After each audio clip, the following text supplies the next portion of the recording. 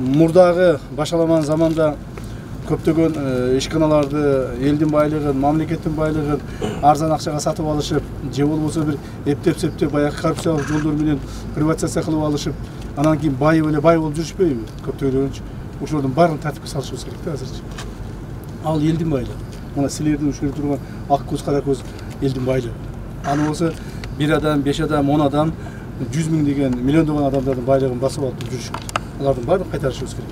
Например, Жалал Абадта азыр 3 чоң базаны кайтардык.